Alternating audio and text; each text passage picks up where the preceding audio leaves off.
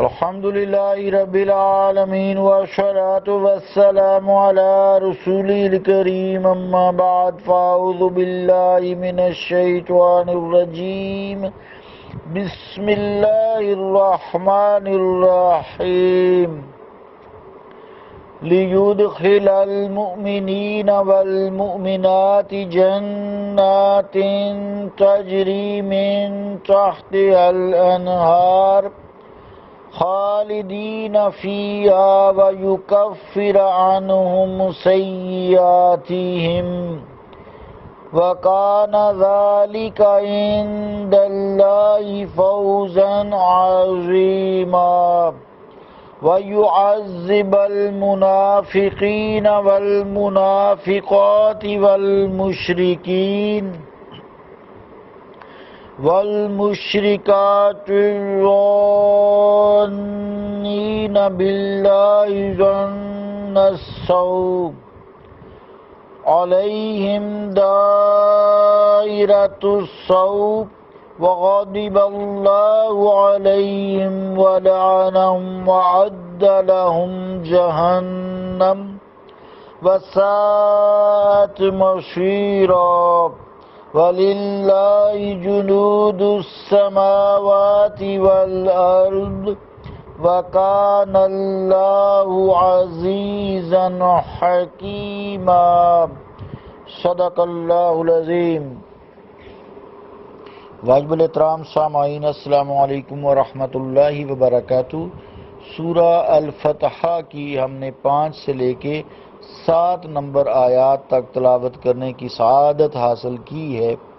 ان آیات کا ترجمہ یوں ہے: تاکہ داخل کر دے ایمان والوں اور ایمان والیوں کو باغوں میں، رواں ہیں جن کے نیچے نہریں، وہ ہمیشہ اس میں رہیں گے، اور دور فرما دے ان سے ان کی برائیوں کو، اور یہ اللہ کے نزدیک بڑی کامیابی ہے، اور تاکہ عذاب میں مبتلا کر دے منافق مردوں اور منافق عورتوں، مشرک مردوں اور مشرک عورتوں کو جو اللہ کے بارے میں برے گمان رکھتے ہیں، انہی پر ہے بری گردش، اور ناراض ہوا ہے اللہ تعالیٰ ان پر، اور اپنی رحمت سے انہیں دور کر دیا ہے، اور تیار کر رکھا ہے ان کے لیے جہنم، اور وہ بہت برا ٹھکانہ ہے۔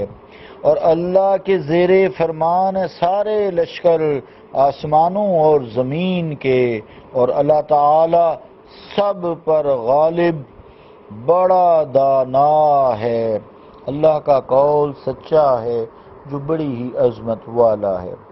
عزیزان گرامی قدر، السلام علیکم ورحمۃ اللہ وبرکاتہ۔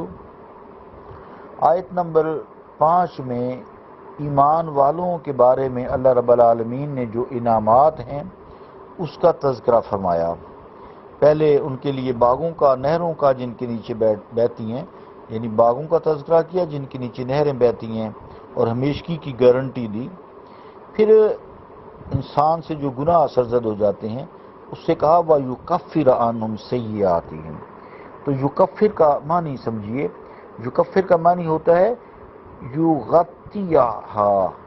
یغطیہا، یعنی کسی چیز کو ڈھانپ دینا، کسی چیز پر اس طرح پردہ ڈال دینا کہ کسی کو اس کے وجود کا پتہ ہی نہ چلے۔ علامہ علوسی رحمۃ اللہ علیہ اس لفظ کی تشریح کرتے ہوئے لکھتے ہیں: ای یغطیہا ولا یظہرہا ولا مراد یمحوہا سبحانہ ولا یؤخذہم بہا۔ روح المعانی زیر آیت ھذا جز 26 صفحہ 94۔ مقصد ہے یہ کہ اس سفر میں، جہاد میں، جو غلامان مصطفیٰ کے ہم رکاب تھے، یعنی اس جہاد میں جو صلح حدیبیہ ہوا نا، اس کے بعد جو جہاد ہوا، اس میں جو مصطفیٰ صلی اللہ علیہ وآلہ وسلم کے ساتھ آپ کے غلام تھے، ان کے اعمال نامہ سے ان کی برائیوں، ان کی خطاؤں اور ان کی لغزشوں کو محو کر دیا جائے گا، ان کا نام و نشان بھی لغزشوں خطاؤں کا باقی نہ رہے گا۔ یہ کمال مغفرت کی طرف اشارہ ہے۔ اس سے بڑی اور کیا کامیابی ہو سکتی ہے کہ اللہ تعالیٰ ان کی خطاؤں اور لغزشوں پر قلم اف پھیر دے، اور قیامت کے روز جب انسان بارگاہ خداوند ذوالجلال میں پیش ہو تو فرشتے اس کے نامہ اعمال سے ایک جرم بھی بطور ثبوت پیش نہ کر سکیں۔ اسی کو اللہ تعالیٰ نے فوز عظیم سے تعبیر فرمایا ہے، اور اس فوز عظیم کے اولین مستحق اسلام کے وہ 1400 جان باز اور سرفروش ہیں جو اس سفر مبارک میں اپنے محبوب قائد کے ہمراہ تھے، یعنی صلح حدیبیہ کے وقت تھے۔ آگے جو آیت نمبر 6 ہے اس میں منافقوں کے بارے میں، مشرکوں کے بارے میں، مرد عورتوں کے بارے میں بات کی ہے کہ مدینہ میں منافق اس خیال باطل میں مبتلا تھے کہ اب مسلمان زندہ بچ کر واپس نہیں آئیں گے، کفار مکہ ان کا کچومر نکال کر رکھ دیں گے۔ کفار مکہ خوشی سے پھولے نہیں سما رہے تھے کہ انہوں نے پہلی دفعہ من مانی شرائط پر مسلمانوں کو صلح حدیبیہ میں صلح کرنے پر مجبور کر دیا ہے۔ اللہ تعالیٰ فرماتا ہے ان دونوں گروہوں کی یہ غلط فہمیاں بہت جلد دور ہو جائیں گی۔ پیغمبر اسلام کا قدم عزت و غلبہ کی منزل کی طرف اٹھے گا۔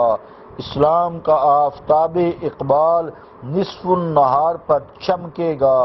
جزیرہ عرب کے قبائل فوج در فوج اسلام کو قبول کر لیں گے۔ مکہ کے قابل فخر سردار خود چل کر حضور کریم صلی اللہ علیہ وآلہ وسلم کی خدمت میں آپ کے قدموں میں حاضر ہو کر طوق غلامی زیب گلو کریں گے، گردن میں طوق غلامی ڈال لیں گے اور پھر اس غلامی پر وہ فخر و ناز کریں گے۔ اسلام کی ترقی اور پیغمبر اسلام کی بے مثال کامیابی کو دیکھ کر منافقین اور مشرکین پر دنیا تاریک ہو جائے گی، ان کے گھروں میں صف ماتم بچھ جائے گی، ان کے دلوں سے غم و الم کا دھواں اٹھے گا۔ تباہی و بربادی کا جو چکر چلا کر وہ مسلمانوں کو ریزہ ریزہ کرنا چاہتے تھے، خود ان کو پیس کر رکھ دیا جائے گا۔ ان کے سارے منصوبے دھرے کے دھرے رہ جائیں گے، وہ ان کے خود ہی گلے پڑ جائیں گے، اور ان کے لیے اللہ رب العالمین نے جہنم کا عذاب تیار کر رکھا ہے، اور وہ بہت برا ٹھکانہ ہے۔ اللہ رب العالمین نے آخری آیت میں فرمایا کہ جو سارے لشکر ہیں وہ سارے اللہ رب العالمین کے زیر فرمان ہیں، چاہے وہ آسمانوں میں ہوں چاہے وہ زمین میں ہوں۔ اللہ تعالیٰ سب پر غالب ہے اور بڑی حکمت والا ہے، دانا ہے۔ اللہم صلی علی محمد وعلی آل محمد مبارک وسلم۔ ربنا آتینا فی الدنیا حسنۃ وفی الآخرۃ حسنۃ وقنا عذاب النار وادخلنا الجنۃ مع الابرار یا عزیز یا غفار یا رب العالمین۔ اللہم رحمتک ارجو فلا تکلنی الی نفسی طرفۃ عین واصلح لی شانی کلہ لا الہ الا انت رب اغفر وارحم وانت خیر الراحمین۔ اللہم انک عفو تحب العفو فاعف عنا یا غفور یا غفور۔ استغفر اللہ ربی من کل ذنب واتوب الیہ۔ اللہم انی اعوذ بک من سوء القضاء ودرک الشقاء وشماتۃ الاعداء۔ صلی اللہ تعالی علی رسول خیر خلقہ محمد وعلی آلہ واصحابہ اجمعین برحمتک یا ارحم الراحمین۔